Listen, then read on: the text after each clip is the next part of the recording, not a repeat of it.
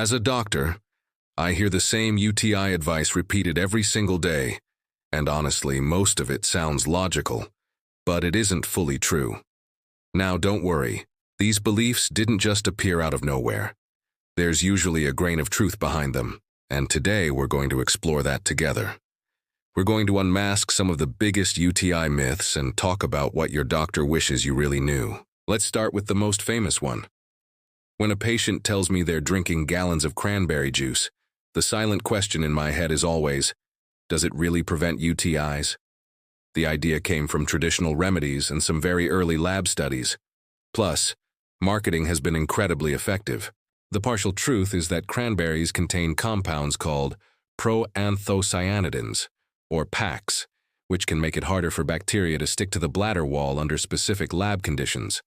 But here's where it breaks down in the real world. The amount of PACs in juice is often too low and inconsistent. Most juices are also packed with sugar, which isn't great for your overall health. Most importantly, while it might have a tiny preventative effect for some, it absolutely does not treat an active infection.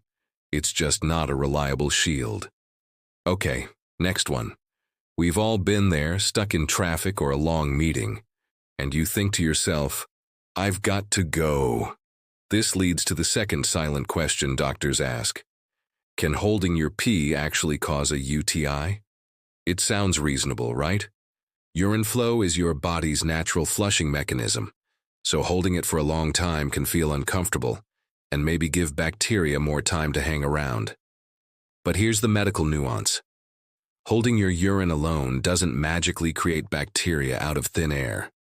Many people who get UTIs have perfectly normal bathroom habits. Think of it this way. A stagnant pond is a better breeding ground for mosquitoes than a flowing river, but the pond doesn't create the mosquitoes. The risk is slightly higher, but it's not the root cause.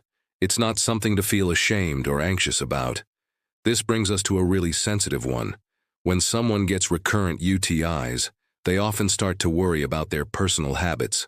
The myth that poor hygiene is the main cause of UTIs is incredibly common, and unfortunately, can lead to a lot of guilt. So, my internal question becomes, is this really about hygiene? Of course, basic hygiene matters, but this myth often pushes people towards overcleaning. I'm talking about harsh soaps, aggressive scrubbing, or even vaginal douching, all of which can disrupt the delicate balance of your natural microbiome and actually make things worse.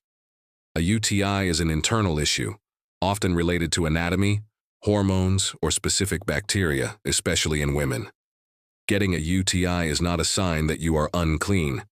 It's a medical condition, plain and simple. So, if all these popular tips aren't the real solution, why do doctors keep giving advice that no one really likes hearing? Because the truth is often a little boring. What actually matters are the simple, evidence-based strategies. First, adequate hydration. Drinking enough water makes your urine less concentrated and helps you flush out bacteria more frequently. It's not glamorous, but it is powerful. Second, timely urination. Go when you need to go. Don't make a habit of holding it for hours on end. Third, for those who are sexually active, urinating shortly after intercourse can help flush away any bacteria that may have been introduced near the urethra. And finally, avoiding unnecessary antibiotics is crucial, as is knowing when your symptoms might not be a UTI at all. These tips don't go viral because there's no magic pill or quick fix product to sell. They're just solid, effective habits. And here's the part most people never hear. Some symptoms that everyone blames on UTIs have nothing to do with a bladder infection at all. Conditions like interstitial cystitis, pelvic floor dysfunction, or even certain STIs can mimic UTI symptoms perfectly. We'll dive into that world of misdiagnosis and look-alike conditions in our next video, so make sure you're subscribed for that. Thanks for watching.